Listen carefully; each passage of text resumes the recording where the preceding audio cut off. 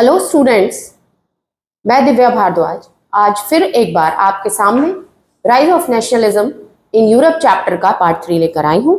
लेकिन बच्चों, आज हम सबसे पहले जो हमने पिछले 2 पार्ट्स में पढ़ा है उसका रिवीजन करेंगे। जब आप रिवीजन करोगे तो आप भूलोगे नहीं कि पीछे आपने क्या पढ़ा है। तो हम एक क्विक रिवीजन कर लेते हैं। तो बच्चों, हमने क्या पढ़ा? हमने पढ़ा कि यूरोपियन कॉन्टिनेंट में जो किंगडम्स थे वहां पे मोनार्क्स रूल करते थे। अलग अलग एथनिक आइडेंटिटी के लोग रहते थे, अलग अलग लैंग्वेज बोलने वाले लोग रहते थे, और उन सब लोगों में धीरे धीरे नेशनलिज्म की फीलिंग डेवलप होने लगी थी। उनको लगने लगा था कि अब हम एक राष्ट्र बनाए, एक नेशन बनाए, जिसमें कि सेम हिस्ट्री शेयर करने वाले और सेम लैंग्वेज बोलने वाले लोग एक साथ मिलजुल के रह सकें। ठीक है, फिर हमने पढ़ा फ्रेंच रिवॉल्यूशन के बारे में। फ्रेंच रिवॉल्यूशन के समय में क्या क्या चेंजेस हुए ये सब हमने पढ़े।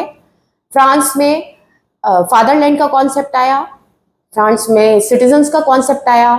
उसके अलावा वहां पर जो मेजरमेंट्स और वेट्स की यूनिट्स थी उनको स्टैंडर्डाइज कर दिया गया। और भी बहुत सारे चेंज हुए जिसमें कि ट्राई कलर इंट्रोड्यूस किया गया, और ये सब इसलिए किया गया जिससे लोगों में एक कॉमन आइडेंटिटी की फीलिंग डेवलप हो। उसके बाद फ्रांस में 1804 में आए Napoleon. Napoleon became the dictator of France.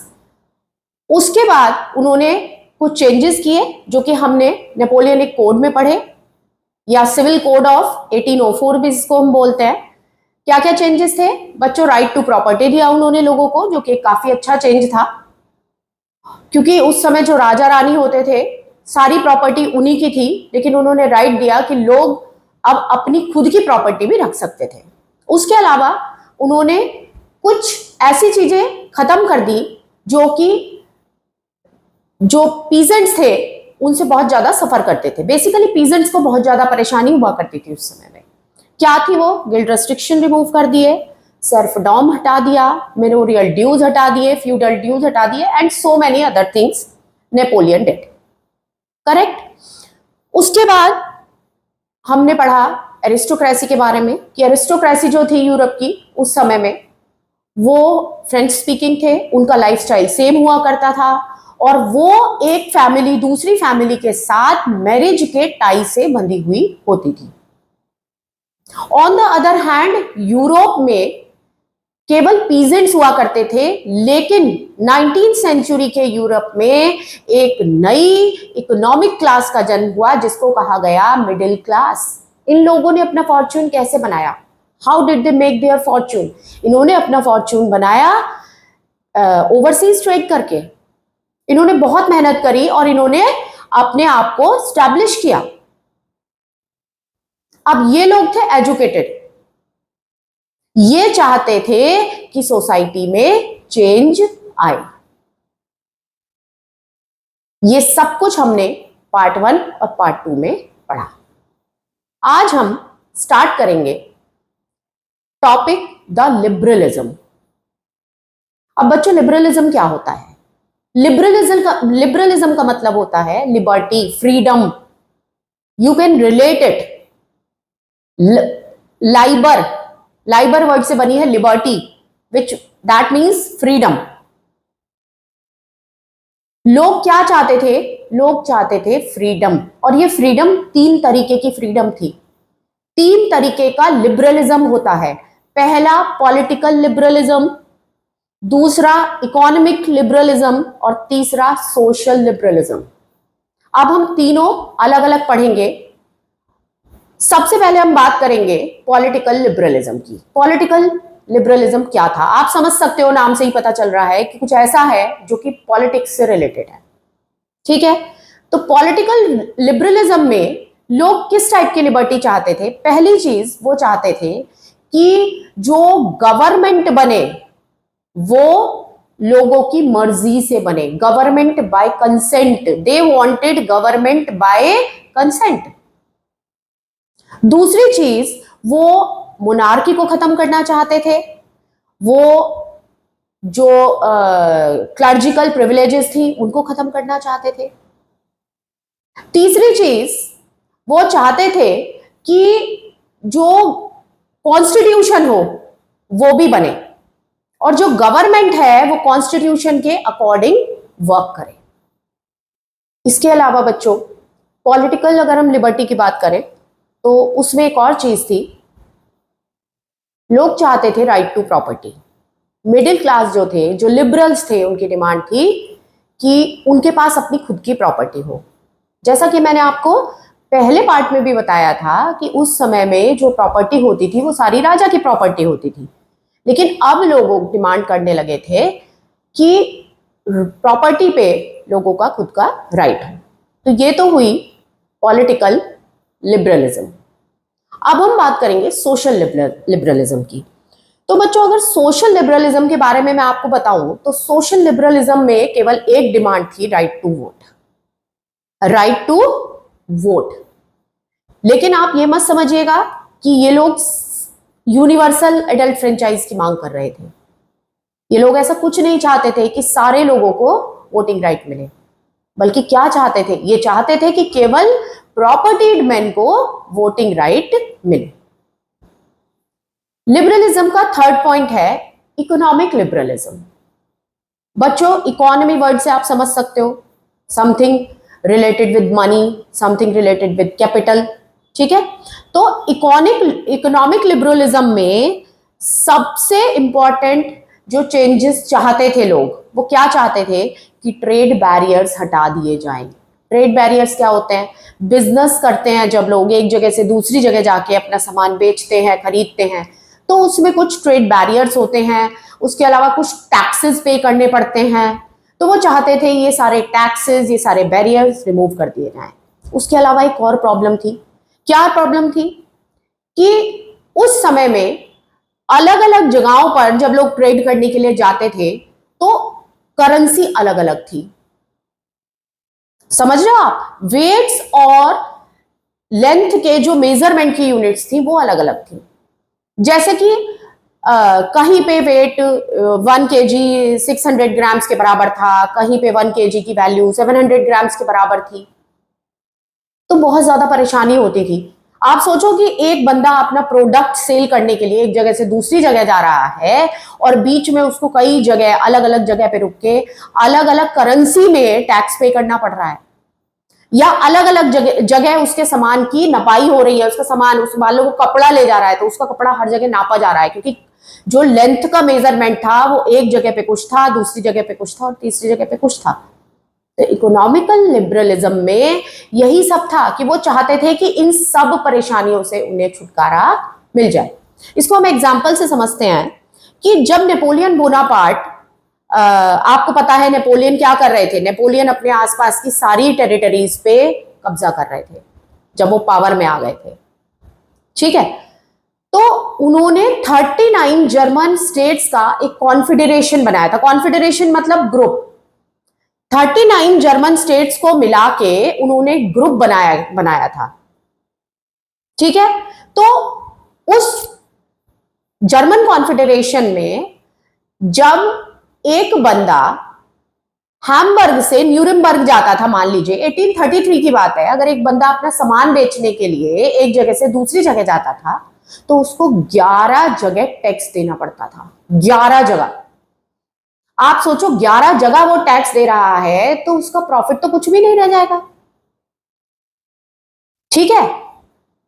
Other than that, एक जगह पे लेंथ की यूनिट कुछ है, एक जगह पे कुछ है, तो वो बहुत ज्यादा परेशानियों का सामना करना पड़ता था। अगर सपोज आप कपड़ा लेकर जा रहे हो सेल करने के लिए, एक जगह से दूसरी जगह कपड़े की ट्रेडिंग कर रहे हो, तो क्या होता था कि आपका इतना टाइम और मनी दोनों वेस्ट होते थे कि लोगों को बहुत ज्यादा परेशानी होती थी। तो इकोनॉमिक लिबरलिज्म में लोग इन सब परेशानियों से छुटकारा पाना चाहते थे।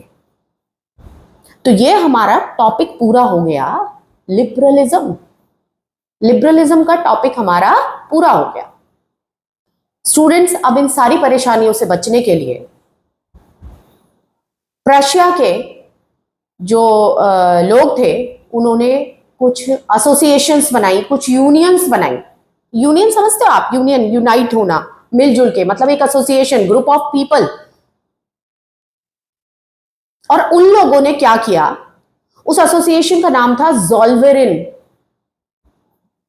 प्रशिया के इनिशिएटिव पे ज़ोल्वेरिन बनाई गई थी और ज़ोल्वेरिन ने क्या किया, ट्रेड बैरियर्स हटा दिए, जो मेजरमेंट और वेट्स थे उनको स्टैंडर्डाइज कर दिया। अब आप एक जगह से दूसरी जगह अगर जा रहे हो अपना सामान बेचने के लिए, तो आपका जो वेट्स थे, जो लेंथ के मेजरमेंट थे, दे बिकेम सेम। और जो पहले करेंसीज 30 हुआ करती थी, 30 करेंसीज, अब वो केवल 2 करेंसीज रह गई। तो this was the change made by Zollverein. अब हम आगे बढ़ेंगे बच्चों, अब हम पढ़ेंगे a new conservatism. Conservatism term पढ़ेंगे। अभी हमने क्या पढ़ा, लिबरलिज्म पढ़ी, मुझे लगता है आपको समझ में आ गया होगा। अब हम आगे बढ़ेंगे और कंजर्वेटिज्म पढ़ेंगे। कंजर्वेटिज्म क्या होता है? कंजर्वेटिव, पुरानी विचारधारा वाले, जैसे कि हमारे घरों में होता है, हमारे दादी नानी ये सब लोग पुरानी विचारधारा वाले होते हैं। तो कंजर्वेटिज्म एक टर्म है जो कि पुरानी विचारधारा वाले लोगों के लिए यूज की जाती है, जो कि ये नहीं चाहते कि सोसाइटी में बहुत ज्यादा चेंजेस आए। कंजर्वेटिव्स वो लोग होते हैं जो चाहते हैं कि पहले से जो कुछ जैसा चल रहा है वो वैसा ही चलता रहे। लेकिन यहां पे हम कंजर्वेटिज्म टर्म नहीं यूज कर रहे हैं, हम न्यू कंजर्वेटिज्म टर्म यूज कर रहे हैं। अब न्यू क्या है? न्यू कंजर्वेटिज्म का मतलब है कि आप कंजर्वेटिव हो। क्या टर्म थी? कंजर्वेटिव्स क्या चाहते थे, आप मुझे ये बताओ। पहली डिमांड क्या थी? वो हमेशा मोनार्की के फेवर में थे। वो चाहते थे कि रूल मोनार्की का रहे, हमेशा मोनार्की शुड रूल। लेकिन नेपोलियन ने जो अच्छे चेंजेस किए थे, जैसे कि एडमिनिस्ट्रेटिव फील्ड में नेपोलियन ने बहुत सारे अच्छे चेंजेस किए थे, वो उनको भी इंप्लाई करना चाहते थे, उनको भी इंप्लीमेंट करना चाहते थे। यानी कि पुराना भी और नया भी, वो दोनों चीजों को क्लब कर देना चाहते थे। वो कहते थे कि जो कुछ पुराना अच्छा था उसको ले लो, और जो कुछ अभी नए चेंजेस हैं उनमें जो कुछ ठीक है उसको ले लो, और दोनों को मिला दो। तो this was called as new conservatism. और इसी में हम आगे पढ़ेंगे हमारा नेक्स्ट टॉपिक, क्या? Treaty of Vienna. देखो बच्चों, क्या हुआ कि नेपोलियन ने, जब नेपोलियन डिक्टेटर बने तो नेपोलियन ने धीरे धीरे धीरे करके अपने आसपास की सारी टेरिटरीज पे कब्जा जमाना शुरू कर दिया, सारी टेरिटरीज को कॉन्कर करना शुरू कर दिया। ठीक है। अब उस समय में 4, आप किंगडम कह लो या 4 कंट्रीज कह लो, ये सुपर पावर हुआ करते थे, बहुत स्ट्रांग हुआ करते थे, जिनको हम बोलते हैं प्रैब, PRAB। ठीक है, प्रैब।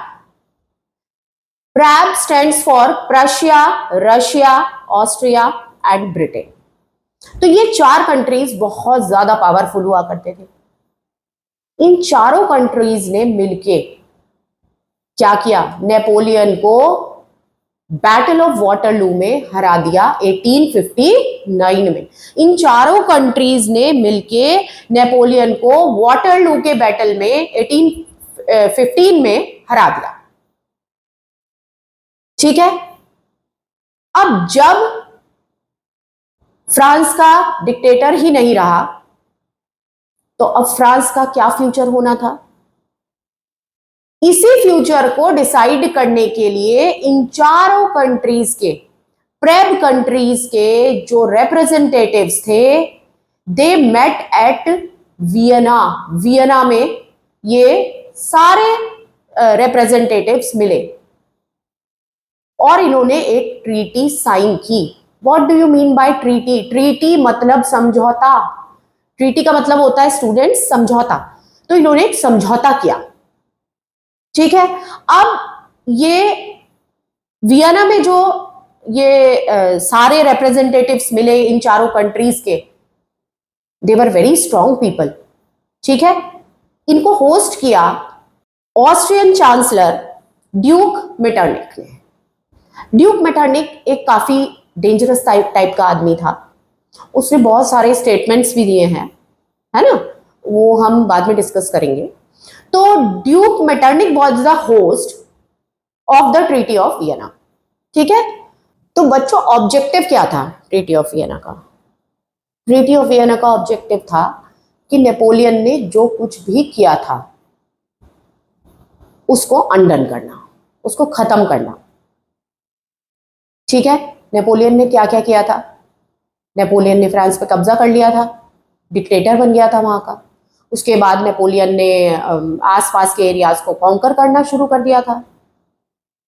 तो ट्रीटी ऑफ वियना में इन चारों कंट्रीज ने, प्रैप कंट्रीज ने क्या डिसाइड किया कि जो भी एरियाज नेपोलियन ने जीत लिए थे, कॉन्कर कर लिए थे, उन सब एरियाज पे इन चारों कंट्रीज का कंट्रोल स्टैब्लिश हो जाएगा। यही होता है। तो इस ट्रीटी ऑफ वियना में, this is very important question for your board point of view, क्या था कि ट्रीटी ऑफ वियना में सबसे पहले फ्रेंच रिवॉल्यूशन के टाइम पे जो मोनार्की को खत्म कर दिया गया था, मोनार्की को जो खत्म कर दिया गया था, अब उसको वापस ले आया गया। बर्बन डायनेस्टी, उसको वापस ले आया गया फ्रांस में, और वापस से फ्रांस में मोनार्क का रूल स्टैब्लिश कर दिया गया। ठीक है, जितने भी एरियाज फ्रांस ने जीते थे नेपोलियन के अंडर में, वो सारे फ्रांस से वापस ले लिए गए।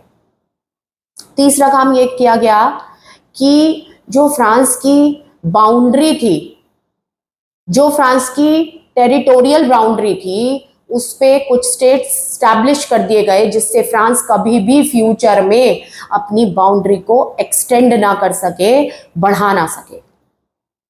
आप देख रहे हो कितना डर था। इसका मतलब फ्रांस कितना स्ट्रांग रहा होगा, कितना डर था। बाकी के यूरोपियन कंट्रीज के जो मोनार्क्स थे उनमें कितना डर था। कुछ और भी चेंजेस किए गए। क्या चेंजेस किए गए कि जो नीदरलैंड्स था उसमें बेल्जियम को मिला दिया गया, और उसके बाद उसको नॉर्थ में स्टैब्लिश कर दिया गया।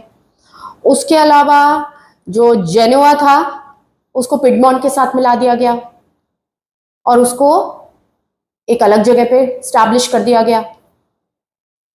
जो रशिया था, रशिया को पोलैंड का कुछ पार्ट दे दिया गया। ठीक है, और प्रशिया को नॉर्दर्न इटली का कुछ पार्ट दे दिया गया। लेकिन जो 39 जर्मन स्टेट्स का कॉन्फेडरेशन था उसको ऐसे का ऐसे ही अनटच्ड छोड़ दिया गया, उसमें कोई भी चेंजेस नहीं लाए गए। तो ये था आपका बहुत ही important part, treaty of Vienna. ठीक है, तो आज का लास्ट टॉपिक हम करेंगे द रिवॉल्यूशनरीज। अब रिवॉल्यूशनरीज क्या होते हैं बच्चों? रिवॉल्यूशनरीज होते हैं वो लोग जो रिवॉल्यूशन करते हैं, जो रिवॉल्यूशन से सब कुछ बदल देना चाहते हैं बहुत तेजी के साथ।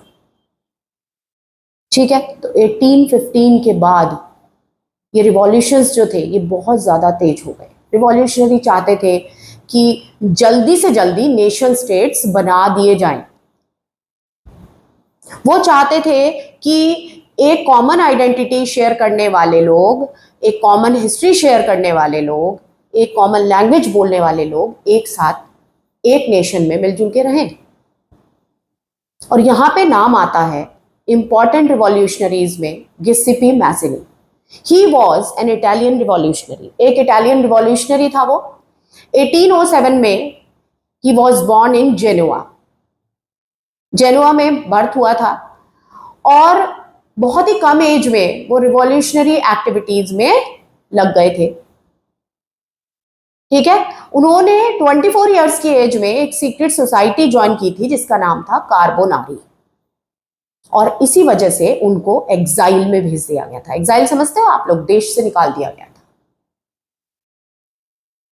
ठीक है, लेकिन फिर उन्होंने सीक्रेटली अपनी 2 सोसाइटीज बनाई, 2 सोसाइटीज। एक का नाम था यंग इटली, एक सीक्रेट सोसाइटी का नाम था यंग इटली, वो उन्होंने कहाँ बनाई? मार्सेई में। और दूसरी सीक्रेट सोसाइटी का नाम था यंग यूरोप, जो उन्होंने बर्न में बनाई। तो he was considered as the most dangerous enemy by Duke Metternich. मैंने आपको बताया था ना कि ड्यूक मेटरनिक बहुत स्ट्रॉन्ग स्टेटमेंट्स बोलते थे, तो काफी एक खतरनाक आदमी बताया था उन्होंने गिस्सीपे मैज़िनी को। इस पे आपका शॉर्ट नोट आ जाता है एग्जाम में, बोर्ड में इस पे शॉर्ट नोट आ जाता है। तो आप मेरे ख्याल में आज जो मैंने आपको पढ़ाया वो आपको सब अच्छे से क्लियर हो गया होगा। अगर आपको कुछ भी क्लियर नहीं है तो आप मुझसे कमेंट सेक्शन में पूछ सकते हैं। ठीक है बच्चों, thank you so much, keep rocking and please like, share and subscribe if you want to watch more videos like this. Thank you.